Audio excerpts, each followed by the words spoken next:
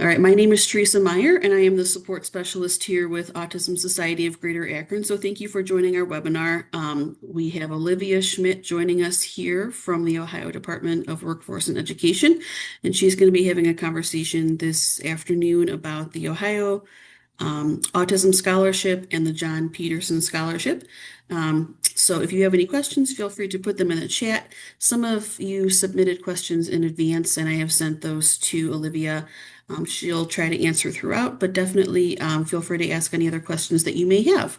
So without further ado, I will kick it over to Olivia. Thank you very much. Thank you. And I want to thank everybody for coming this evening. I appreciate that. This is a great opportunity for me in our office to actually get to be firsthand with the parents of the students that we work with our scholarships. So I can give you a little bit of background about myself. This is my 28th year in education. Education was actually a second career for me. So 28 years ago, I started teaching. 24 of those years have been teaching special education or working within the special education departments within public schools, private schools, and community schools. I've been an administrator in all three. And then 13 years ago, I started at the Department of Education as a consultant in the Office for Exceptional Children. Within my first year, I moved into the assistant director position in that office over monitoring and supports, and did that wonderful position for 5 years. At that point, I moved to the non-public educational options office, where I've been since. I am the program administrator over the Autism and Jon Peterson Special Needs Scholarship Program. I am one of 4 program administrators in our office. We have Stephanie Ferguson, who is the program administrator over the Ed Choice, the Expansion, and the Cleveland Scholarships. We have James, who goes by Matt Ayers, who is our fiscal program administrator. So he's the one that approves the adjustments and the checks to be going out every month to our providers. And then we have Rebecca Jeffries, who is over the chartering process, home education, and non-public, non-chartered schools. So that kind of rounds out our people that are at my peer level. And then my immediate supervisor is Administrator Chris Burns. And then above her, we have Colleen Grady. So if you've joined any of our legal pieces, because our rules are up for review right now, so they are open. So there have been a couple of webinars to share that information. So you would have met Chris and Colleen there. But I look forward to talking to you. I have a couple of quick updates. As you all know, House Bill 96, the budget bill, was signed by Governor DeWine on June 30th, and it went into effect on the 1st. When there's a budget bill, there's certain components that are put into what we call temp law, and that means that they go into immediate effect as soon as it is signed. So with our programs, the component that was in temp law is one of the big ones. Last year, there was a finding by our legal office for compulsory attendance laws affecting students who are home educated and receiving the scholarship to attend a business provider. So temp law changed that. There's a new component that has gone into place where if the child is 18 or older, so up through the 21st year, they would be eligible for the scholarship as long as they have transition goals in a current compliant IEP. And with autism, as long as they have goals that are servicing their autism needs. So unfortunately, they did not include AEPs in this age group. So if you have a student that is on an autism educational plan that is 18 plus and home educated, they still would not be considered eligible for the scholarship. They would, only way the eligibility would work for a child on an AEP is if they were attending a chartered non-public school. So the non-chartered, non-public schools that we have that are in our program are considered to be a business provider within the system. And so therefore that would make the child home educated or in a home education co-op. So that doesn't work either. It has to be an actual chartered non-public school for a child on an AEP that is 18 plus to qualify for the scholarship. So Teresa was wonderful enough to send me some questions that you all had sent in, and I'm going to try and answer those as thoroughly as possible. If I am missing something or it triggers another question or you need a little bit more information, I will be glad to help you with that. And then once I get through these, if there's more questions, fantastic.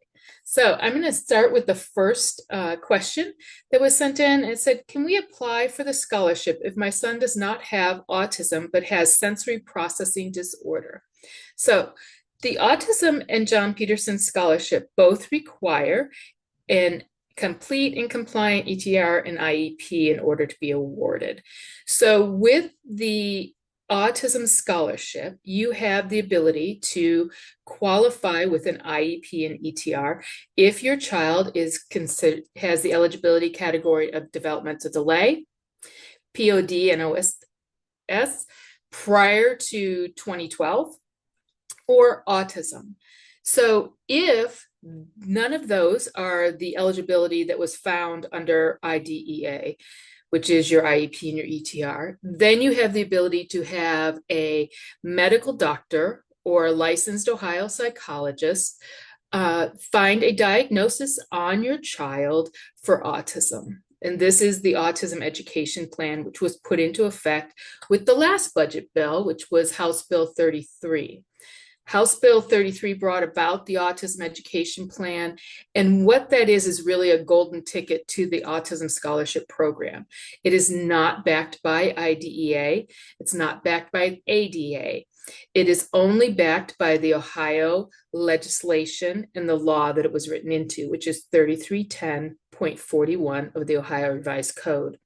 So that Autism Education Plan allows a child who very well could have a medical diagnosis of autism, but as far as the public district was concerned, did not have an educational need under the eligibility of autism.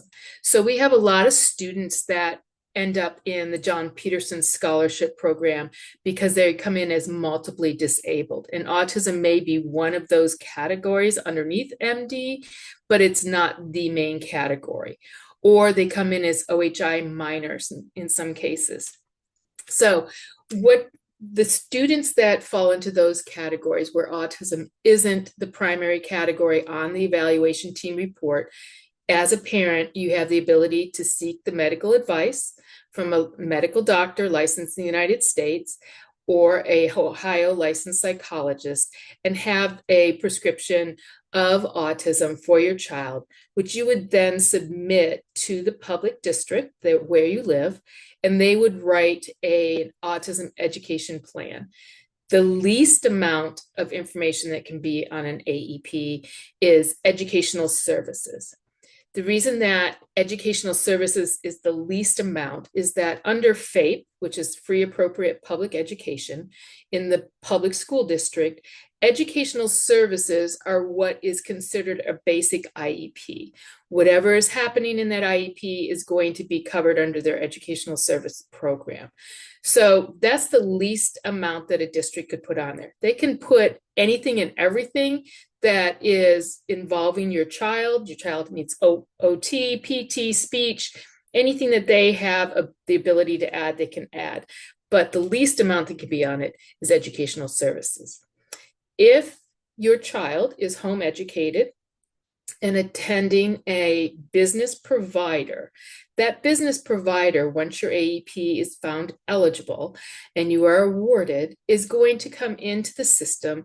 They're going to have sat down with you and completed a modification form, because educational services on the scholarship side are tuition at a chartered non-public school. So there has to be a modification put in place as soon as it's awarded and accepted so that you and that provider are able to decide what services you want your child to have. What is it that they are going to provide for your child? That comes in on a modification form, and then those services are put into the system for your child. So I hope that answers that question. It's a little bit longer than just saying yes or no, but it kind of gives you the pathway if you need that. For question number 2, how does the scholarship benefit the child? And this is a 2-part question. And what is required of the scholarship? So for me, my personal belief is that the parent has the choice to design the program that best meets the needs of their child in their eyes. Having worked in public districts for many years, the public districts oftentimes have one-size-fits-all programming. And if the child doesn't fit in it, too bad, so sad. This is what we have to offer. And I'm old enough that I'm going to kick back to a phrase of the Chevette versus the Cadillac. We're going to do this, instead of that because of the funding required for it. So what are the benefits of the scholarship is that the parent has the choice. You can home educate your child. You can enroll your child in a chartered non-public school. You could enroll your child in a non-public, non-chartered school, which in the state of Ohio, a non-chartered, non-public school is a school that has high religious beliefs. So a lot of our parents choose to do that. And then you would use the scholarship at a business provider. You could enroll your child at a chartered non-public school because of your choice, and that chartered non-public school may not have any special education services. So you could utilize your scholarship at a business provider that is either contracted with that chartered non-public school to provide services throughout the school day, or you could address those needs of your child after the school day is over with a business provider. So in order to enroll in the scholarship program, as I said, for both programs, a complete qualified ETR IEP are required in order for the scholarship to be accepted, or a complete AEP is required for the autism program. So once you decide that you are going to pursue the scholarship, the first thing you need to do is find a provider, an approved provider within the state of Ohio.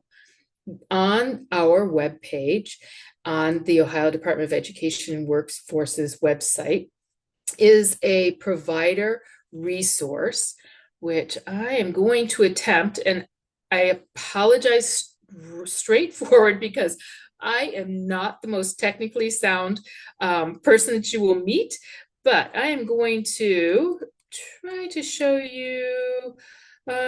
Okay, the interactive directory. So it's called the Ohio Providers Interactive Directory.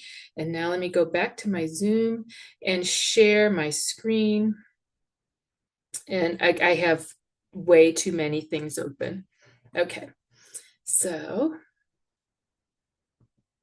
I am one of those people that I get the award every year for having 1,000 tabs open at one time on my computer. So if you are on our webpage, this is, and let me get over here so I can, nope, I want to go up. So on our webpage, there is, let me see if I can move this up. Nope. Okay, let's see. I'm going to try and make it a little bit smaller so that I can show you. Because unfortunately, I'm working on a laptop since I'm traveling for the state. But this is the Ohio Scholarship Provider Interactive Directory. So the first step you're going to want to do is to locate this, and it's on both the Autism and the Jon Peterson web pages.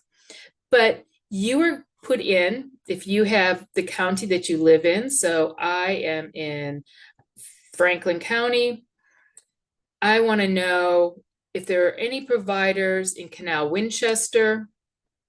So you can either select all or unclick all, and then I can search for just the city I live in, and then the site type. So it's already brought up exactly what's available in Canal Winchester. So if you click on the actual name, it'll tell you, and hopefully I can see it, the information and what that provider offers. So if I'm looking at capital therapy services for my student in Canal, they offer occupational therapy in person with speech and language services in person. They offer speech and language in person with the occupational therapy. I was hoping they had, they do. Okay, so down here they have it that they also offer in virtual settings. So if that's something that I was interested in, I can email the owner, which is the owner's email or the business email, and ask them to set up an informational meeting with me. So again, this is available on the Jon Peterson Scholarship resource, and it's under resources when you go to our webpage. Sometimes the department's website is not the friendliest and easiest to use, but if you ever have questions, there is our email address. There is also the direct line to the office as well as the contact center. And all of these are responded to within 24 hours. So if you need assistance in any way, if you need help remembering what the name of this interactive directory is, or you have other questions, this is how you would reach us. But that is how you would find a provider. So once you find the provider that you're interested in, and I'm going to stop sharing that, you would enroll your child with that provider. We also have on our webpage, we have a provider checklist that's an optional form that is a outstanding document to take with you when you are reviewing providers to make sure that it's hitting everything that you want from your provider for your child. The document is also available on both web pages under the resource page, so you're able to print that out. But once you enroll with your provider, this kind of gets things started because they're going to hand you a paper application. You're going to complete it, and they're going to upload it into what is called the electronic application system. Once it's uploaded, they're also going to ask for your birth certificate, your if there's custody documents, then those would need to come in. And then if you have to have your proof of address documentation, which is all detailed on the application form, and your provider would explain exactly what's necessary. Once all those documents are in, the application is submitted within the system, but it doesn't come to our office directly. We can see that it's been submitted, but the public district that you live in is where it will go to be reviewed. At that point, the public district, if your child is coming in under an AEP, they're going to upload the AEP. And if you are working with an AEP, the other piece that's going to get uploaded is that actual prescription document from your medical doctor or your licensed psychologist. So those are the documents the district is going to look at. They're going to have met with you previously because you took that prescription to them and said, I want an AEP. They're in the process of writing that AEP. So when that application comes in, that AEP is ready to go. Or the IEP and ETR that the district has gets put into the system. What you need to know about an IEP is that the IEP is written in the direction of the district. So when you have an IEP, anything that is on that IEP is what the district is saying they will provide to meet your child's needs, no matter what the eligibility category is. When you come into the scholarship program, the IEP is more of a guidance document. Because as I said earlier, you can meet with your provider and modify those goals to be what you think works best for your child and works with your provider that you've chosen. So once the district has approved your scholarship and made it eligible, it comes through to us and it gets awarded. The only ones that have a little bit of a lag would be an AEP, because oftentimes the public district doesn't realize that a certified nurse practitioner is who has signed that diagnosis. And that is not an acceptable signature. It has to be a medical doctor or a licensed Ohio psychologist only. Those are the only two signatures that we will accept. So what happens is, our regional consultants, which I have 4 regional consultants in my office that work with me, they go in and review all the documentation submitted for compliance. If it needs correction, they'll put it in correction needed and send it back to the provider, who's going to contact you and say, we need to update this information in this manner. If it does meet eligibility requirements, then it's moved to eligible and it gets awarded. With the 2 scholarships, the Jon Peterson Scholarship is different in the way that the award happens. So the Jon Peterson Scholarship Award starts on the date that it was submitted into the system, or the IEP date, whichever is later. So to explain that a little bit further, if you had an application that was submitted February 1st, which is when the Jon Peterson applications open annually. So February 1st, you enrolled with your provider, they submitted everything, it was good to go. The public district made it eligible. July 1st, it gets awarded. The IEP date is July 15th. The scholarship isn't going to get awarded until there's an IEP in there that's valid. So if your IEP flows over that July 1st date, it gets awarded on July 1st.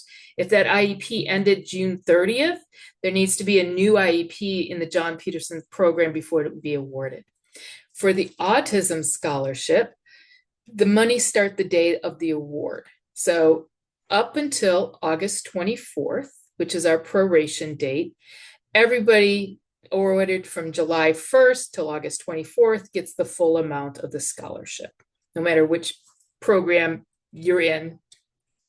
After August 24th, the proration goes into place. So in that case, then it's done as a calculation within the system, and the date of the actual award for the Autism Scholarship goes into play. So hopefully that kind of explains a little bit more of how it helps and what you need to do. Once you're in the program, you can select as many providers as you'd like, and no one provider has the ability to tell you that you need to allocate the whole entire award to them. So if you are participating in a your child's enrolled in a chartered non-public school and they only provide intervention services in reading, but you want your child to have music therapy, you could hire a secondary or enroll in a secondary provider that provides music therapy after the school hours. And that allocation would be taken from the original award amount. So the chartered non-pub would get some of the money and the music therapist would get some of the money. Anytime there is any amount that is over the award. So for example, in Jon Peterson, one of the award amounts is this for the speech and language program. And the speech and language program, unfortunately, is the only one that does not allow for educational services to be taken out of it. So I'm going to share the award amounts with you for the Jon Peterson categories, so that you can kind of, and let me see if I can, I can shrink you all. Perfect. Okay, so for speech and language, if your child is awarded in category 1, you are going to be awarded $10,000, $10,045 up until August 24th. And then after that, the proration goes into play. And I don't have the actual amounts per date, but that is the proration date. So speech and language, that was put into law back in 2013, that the category 1 could not be used for educational services, which again, on the side of the scholarship is tuition at a chartered non-public school.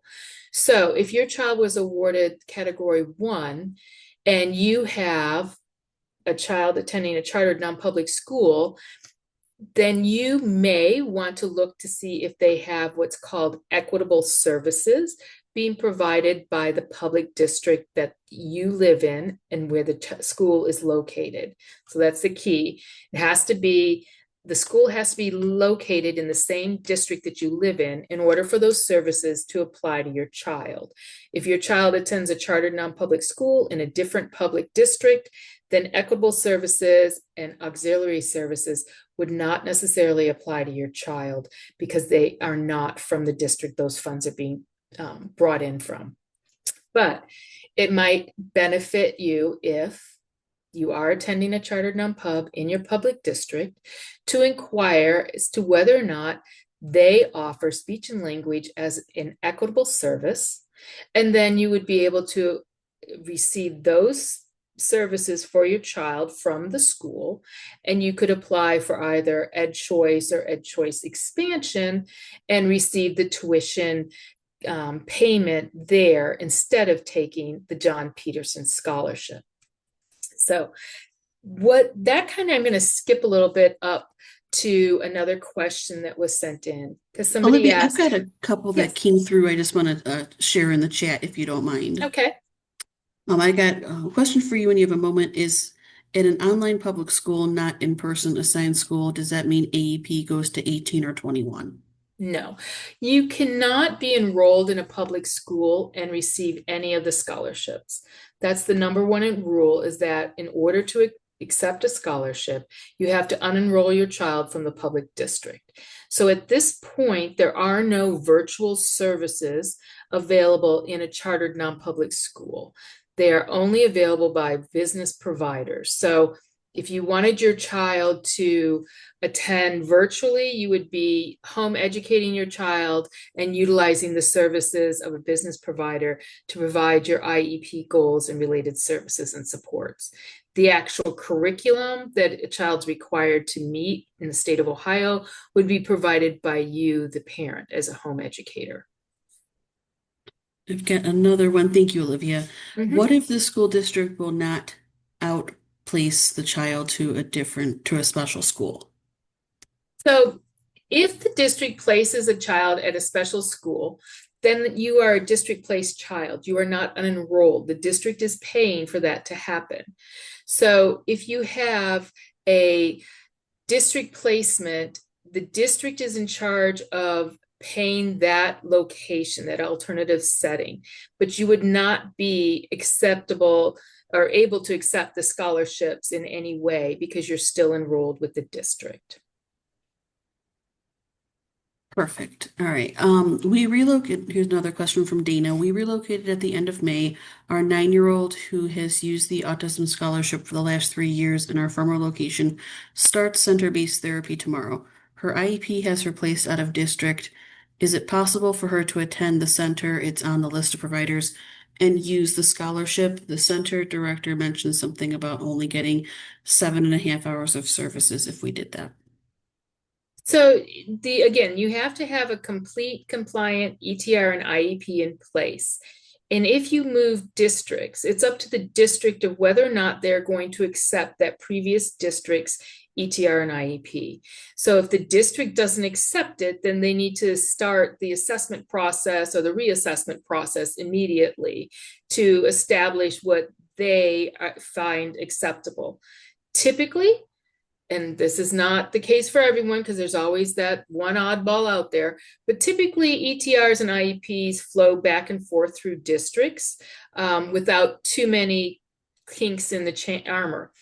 The ones that have the biggest issue are ETRs that come from out of state. And public districts, a lot of times they will not accept an ETR from another state due to the fact that each state has what's considered their operating standards for students with disabilities. What they consider is specific learning disability qualification, what they require in the state. So in kind of matter of fact terms, you have IDEA, which is the federal register, which is the federal law for students with disabilities. And the Individuals with Disability Education Act is IDEA. So a public district can go above IDEA anywhere in the nation. They can create their own rules that go above and beyond what IDEA says. They can't go below. But the qualifications for if you had an AEP does not leave the state of Ohio. Again, it's the golden ticket to the Autism Scholarship in the state of Ohio. In Indiana, it's a worthless piece of paper. So those are the type of things that districts are looking for. You also may have different qualifications that are acceptable for psychologists or some of the providers that gave the initial assessments for your child if you came from out of state. So those are some of the reasons why public districts don't typically accept an out-of-state ETR and IEP. They usually reassess and develop their own. All right, I've got two specific age-related questions, and then that should be it from the chat for now. Okay. One, is there a minimum age for either scholarship? And two, if child graduates, can services extend to age 22? So I'll go with the last one first. Once a child graduates, they are done. They cannot accept a diploma and continue with the program. So the scholarship goes to age 22, but the system will actually stop the scholarship award on the date of your child's 22nd birthday. So it goes through the full 21st year, but if you're born on September 3rd and you turn 22 on September 3rd, services are done at that point. At that point, the child is considered an adult and would be covered under the ADA, or Americans with Disability Act, instead of IDEA. So that's where the child would move at that point. So the first one, at this time, the Autism Scholarship starts at age 3, and it goes through age 21. So from 3 to 22, you qualify in the Autism Scholarship. In Jon Peterson, and remember when I said that there's a piece called temp law? So back in the House bill budget, temp law is things that happen immediately. So within House Bill 96, there is a component that brings 3-year-old eligibility to the Jon Peterson Scholarship. Unfortunately, it doesn't start until September 30th, at which time any child that's ages 3 or 4 would be eligible to enroll in the Jon Peterson Scholarship. At this time, until September 30th, Jon Peterson starts at age 5 through 21, and autism is age 3 through 21. And I just got a clarifying point. To clarify, we didn't move from out of state, just from Morrow County to Cuyahoga County. Just wondering why using the Autism Scholarship would limit center-based services to 7.5 hours per week. That I wouldn't know. It may be the intensity. That's something that you would want to talk to your provider about. And if you have further questions in regard to the provider, you can reach out to our email at the Peterson Scholarship or the Autism Scholarship at the Department of Education and Workforce, and we can assist you better there. We had one more pop in. If I unenroll my son from the school district, how long would the process take to get the scholarship for an autism school? So that depends. You want to enroll your child into your provider. So if you find your school that is working with students with autism, you put in your application. Some have waiting lists, and they're going to tell you straight at the very beginning, we have 12 people ahead of you, or we have, a 6-month waiting list. As soon as an opening is available, it goes by the next person in line. That's why you really want to check out the provider before you do anything. But you're going to enroll with the provider, and it's going to be individualized per provider. But the public district, once you enroll and that provider submits your application, the public district has 30 days to review that application for eligibility. So within that 30 days, the provider is not able to provide services for you.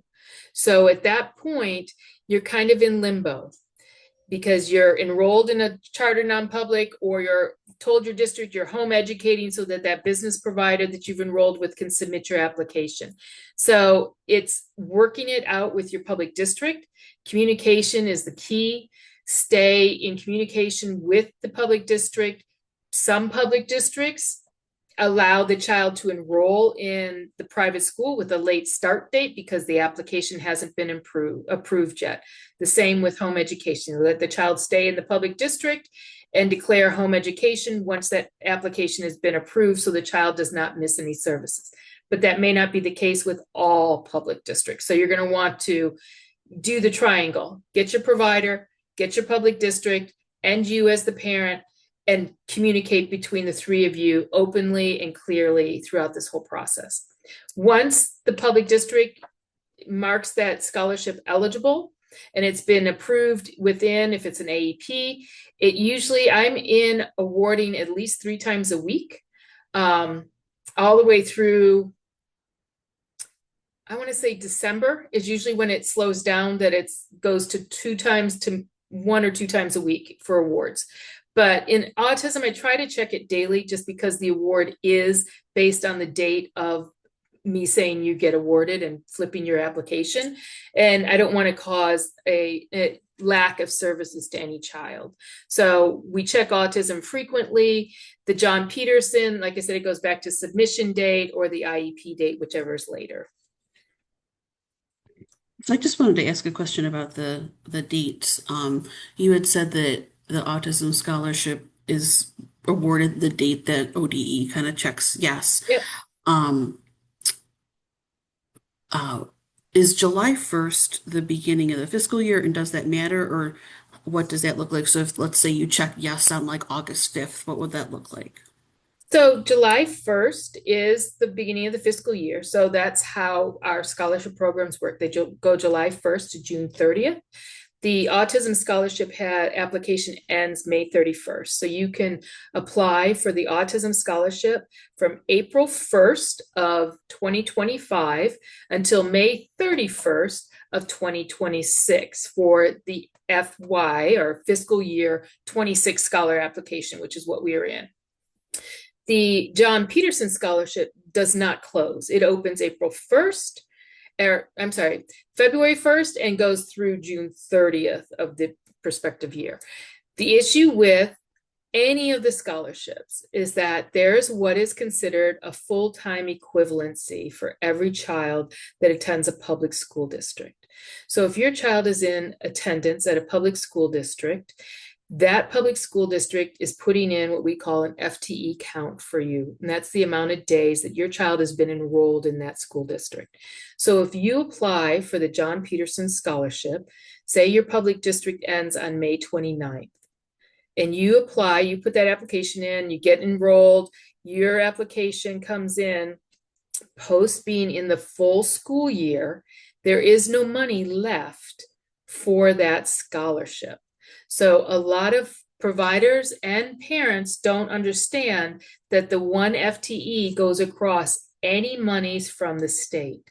So if your child is in attendance in the public district for the full school year, there's nothing left in the pot to pay for the Jon Peterson Scholarship because they've used up that whole FTE. So for people who think, oh, I'm going to finish this and then I'm going to get my child in June and they can go for the month of June and then we'll renew for next year. It really depends on where the child attended and how much of that FTE is left. In some cases, with the Autism Scholarship and the Jon Peterson, we've had people be awarded for a day, and there's really like $167, I think, went to a student for the one day. So it's really check with our office to make sure that there's funding there, because a lot of times there's things that are required that you don't need to do if you don't apply at that point, if you come in as a new student as of July 1st. So for Teresa's question, where she said, if you got the fiscal year starts, the awards start on July 1st, but your autism scholarship is awarded on August 5th, you are awarded the full amount for that school year. August 24th is where it would start. So August 24th, it's then a calculation done within the system that calculates the amount of days from there to the end of the year that you would be awarded on. Okay.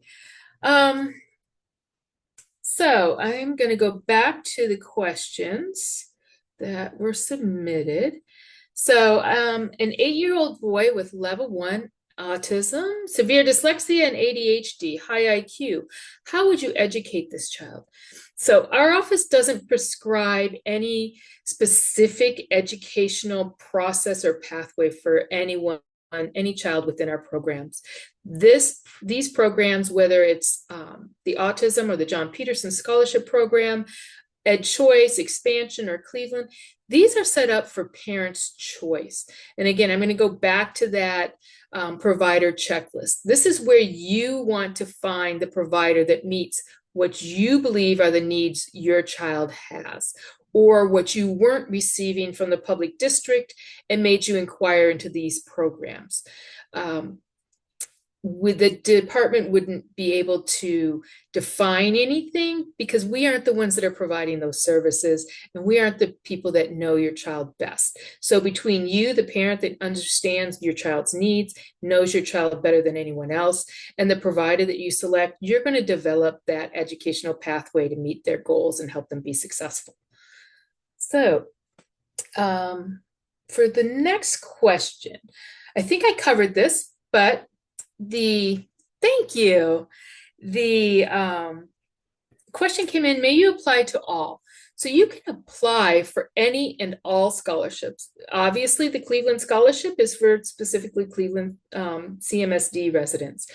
But you may apply for all scholarships, but you may only accept one scholarship. So that's where you're really going to want to work. If your child is enrolled in a chartered non-public school, you're going to really want to work with them as far as what services they provide and what the tuition is based on what your scholarship award acceptance is. So the next one. So what is the deadline prior to when is the deadline to apply for assistance for 2 boys before this school year starts? So as I stated, there is no deadline that the department puts in place. Our deadline for the Autism Scholarship is May 31st, 2026 for this school year. The deadline for the Jon Peterson Scholarship is June 30th of 2026. The school that you attend may have put in place deadlines for accepting applications for this school year. So this would be provider specific, and you're going to want to work with your provider to find out when the scholarship applications end for them. But with us, we do not have a deadline other than the May 31st, which is in law. So my next question is switching from a public school to a school for autistic children. So this I kind of explained before. You're going to want to enroll with the provider after you find one that meets your needs. You're going to want to submit that paper application and all the supporting documents so that your provider can submit it into the system and have the public district review it and make your child eligible, enter the IEP or the AEP, and move them forward so they can be awarded. The process is extremely important that you make sure that once you have enrolled and are accepting that application, that your child has been officially unenrolled from the public district.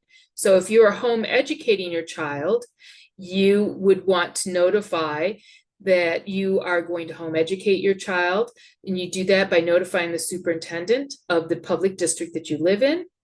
And the superintendent has, and I want to say 14 days to respond to you if they have received your notification. At that point, your child's officially unenrolled. If you enroll your child in a chartered non-public school, you want to unenroll your child from the public district. The chartered non-public school will request their records be sent and have everything sent to the school. So again, the switching is basically done when you have enrolled your child.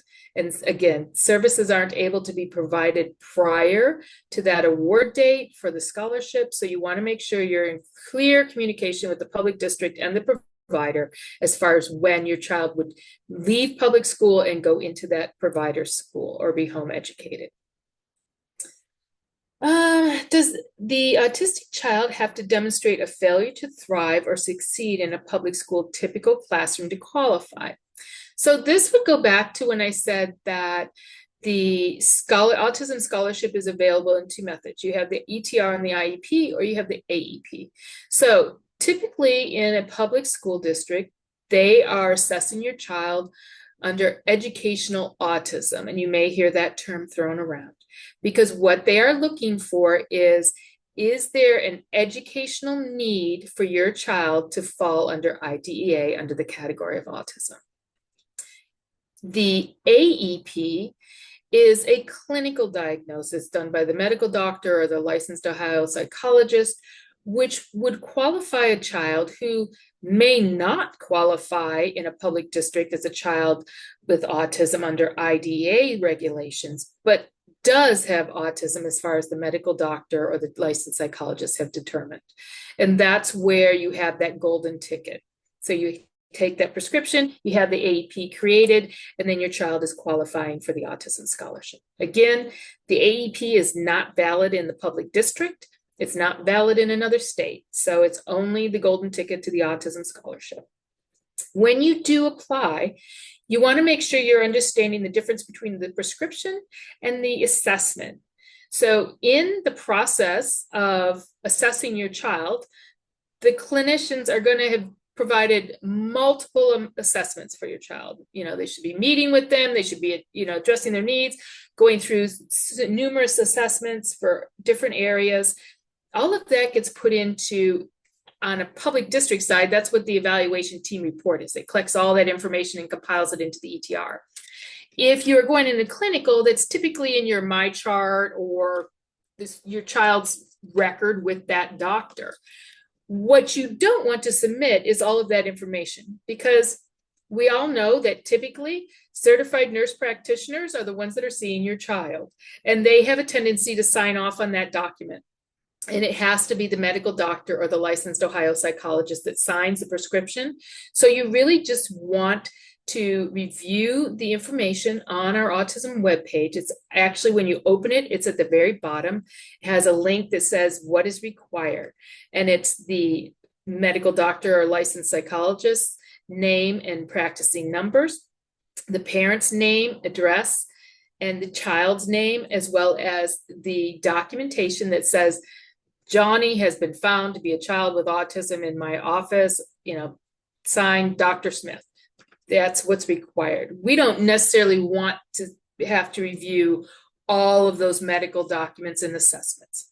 So that's a little bit deeper into qualifying for an AEP than you probably wanted me to go, but this has been my baby for the last 2 years. So, okay. Do you have to have a certain type of autism to consider for a scholarship? No. Again, there's going to be an educational need in a public district for a child to qualify under IDEA, or a clinical need in order to qualify under an AEP. So those would be the two discerning categories. But as far as types, that is completely up to who is reviewing and assessing your child. So next question, how often can I apply, and what to do if we get denied? So you would apply annually.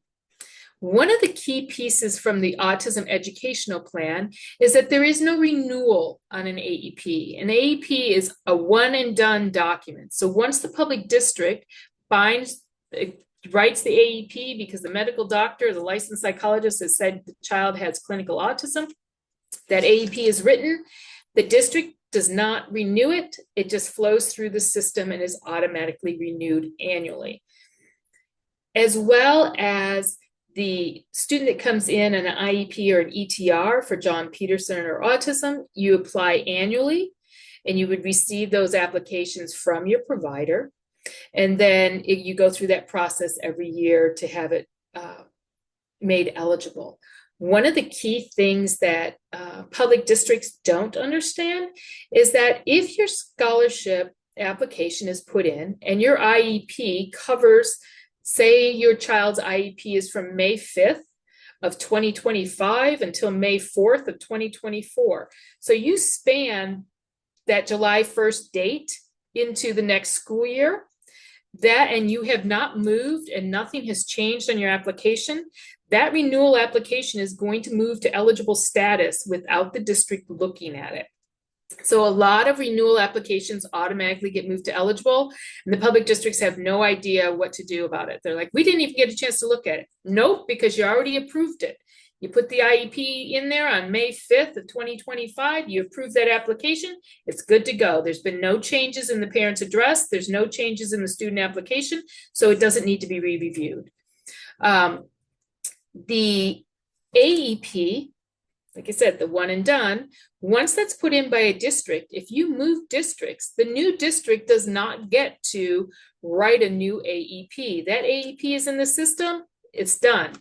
The only thing that happens is when you move, your address is updated. So the new district is going to require your proof of address documentation within the application.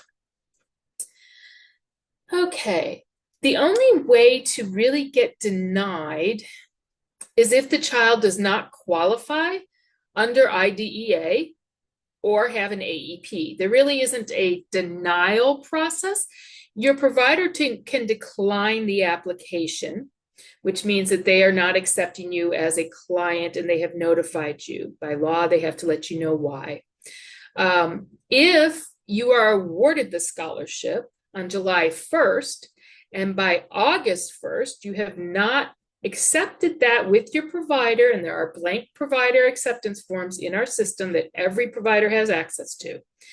If you have not accepted it by August 1st, then it would be terminated.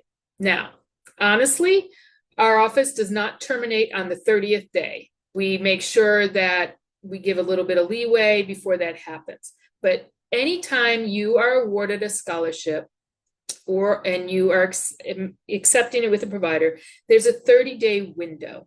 So for example, if you had started with the first provider that you found, and you thought this provider is the cat's meow, it's going to be everything that my child needs, and then you had some second thoughts.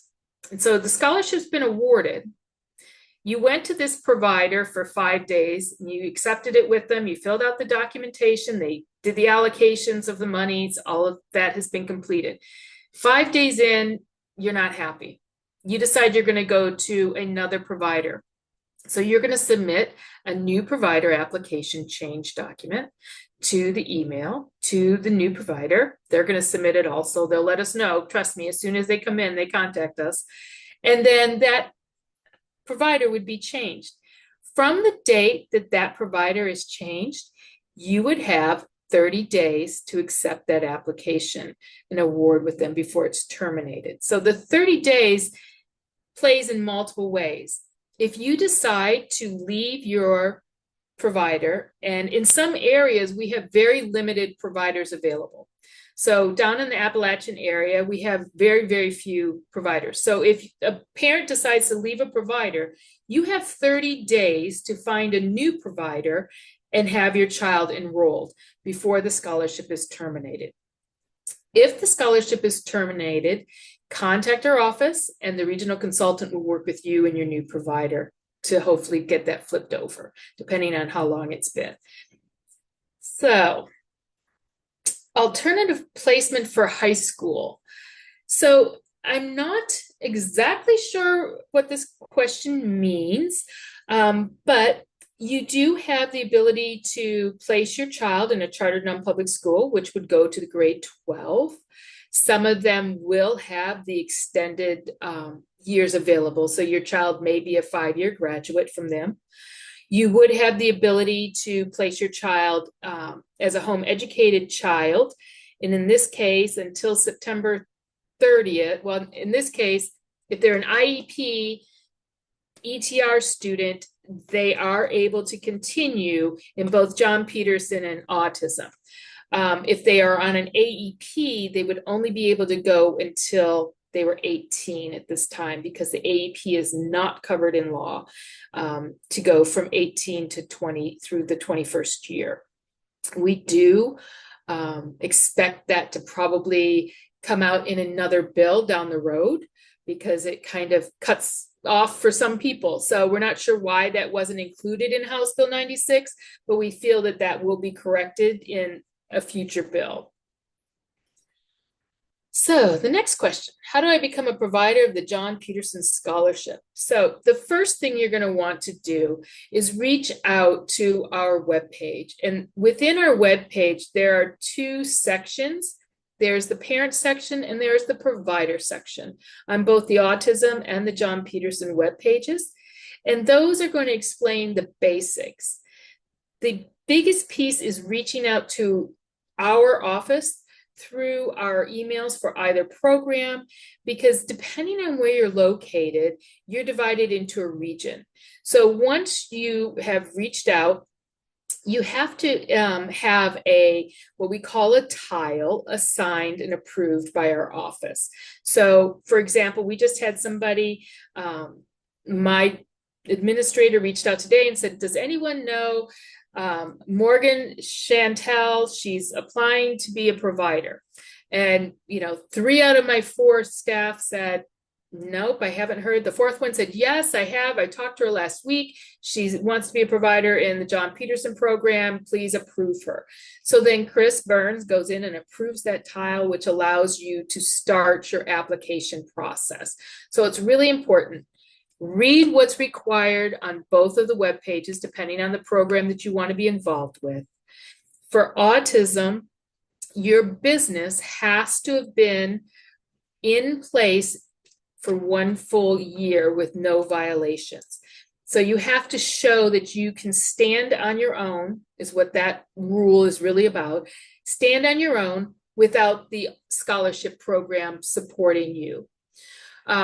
So the autism has it as 1 full year. Jon Peterson does not.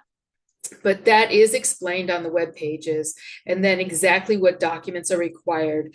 So once you reach out to our email, you've been approved for the tile, and you can start, then you'll be working with what we call a regional consultant. So I have 4 regional consultants because the state is divided into fourths. And then I have 2 management analysts who support either side of the state. So that's my team. When you reach out to the email, the management analyst or myself at times are answering the emails, and then the providers typically work with my regional consultants. So as a provider wanting to come into the system, depending on where you lived is who you would be assigned to, and they would help walk you through and answer any questions that you may need. And it typically takes, our application opens for a brand new provider on December 1st. And then if you are a renewal provider, the application opens on the 1st of December and closes on June 30th. So a renewal provider has 6-7 months to get their application and everything in. A new provider has from December 1st until November 30th to get their application in. So it really depends when you submit it. They're done in the order with which they're received. So there is no specific timeline I can give you. But the sooner you get them in, the sooner they get reviewed, the sooner you become a provider. Next question says, interested in district placement. So district placement is not a scholarship student. If you are district placed, the district is paying that provider. You are not unenrolled from the district if the district is placing you. You have to be unenrolled from the public district in order to accept the scholarship. So there isn't anything called district placement within the scholarship programs. And my last question, what about charter schools? And I truly wish that the state of Ohio would start calling them charter schools, public districts, because a chartered public school is a public school. So chartered schools, let me think if I can think of one, the Imagine schools or the Excel schools, or Trecca used to be an online charter school. I don't know if it's still around or not, but those are all public chartered schools. They're considered, a chartered school is considered its own school district. So each Imagine school out there, there's an Imagine school in Groveport. That's a chartered public school. That's their own district. So a charter school does not qualify because it's considered a public district. The chartered non-public schools, which typically are your parochial schools, some Montessori schools, there's a litany of different entities that become chartered non-public schools, are who accepts the scholarship and typically has curriculum that they provide by general education teachers as well as the intervention services. So, any other questions? I did have one come through in the chat. Okay. If a child accepts the Jon Peterson but then is diagnosed with autism, what is the process of changing from Jon Peterson to Autism Scholarship? Specifically, one provider only accepts Autism Scholarship. Thank you. Okay, so this is really tricky. This is where your provider, the regional consultant in my office, and you need to be in communication. The parent really kind of takes the backseat. Once you fill out that application and you've made it known to your Jon Peterson provider that you're going to move to a different provider with the Autism Scholarship, the Jon Peterson provider needs to make sure that they have invoiced for all services provided to your child before that application is terminated. Because once that application is terminated, there is no invoicing available. And unfortunately, last year we had 3 parents that the provider terminated it as soon as they said, I'm going to the Autism Scholarship or the Ed Choice Scholarship, and they immediately terminated it. And the services that had been provided to that child were then the parent's responsibility monetarily. So you want to make sure before anything gets moved that every invoice has been set for that previous scholarship, because we have people that move from autism to Jon Peterson to autism. The only caveat is that you cannot move to the Ed Choice Traditional from Jon Peterson or autism if your child still has an ETR or IEP. You have to have been released from special education by the public district in order to move from Jon Peterson or autism into the Ed Choice Scholarship. The Ed Choice Expansion Scholarship is another story. You are eligible to apply for that at any time, whether your child has an ETR or not. But as I said previously, you can only accept one application and have it be awarded. So if you're going to take the expansion, then the autism or the Jon Peterson Scholarship would be off the table. So just if you are going to make that move, make sure your provider is in direct contact with their regional consultant so that everything is taken care of. Because last year, literally, we had several parents that had a hefty bill from that provider, and we can't do anything. We don't get into that piece of the operation. We don't step between a provider and a parent when there is fees owed. So we do have a complaint process that you can contact our email. If you do have a complaint, you can fill out the complaint form, submit the supporting documentation, and then we would start an investigation within our office to find out what the allegations are and if they are actually attributed to something that's happened or someone not following their policies and procedures. So that's all I have, unless you all have any other questions for me.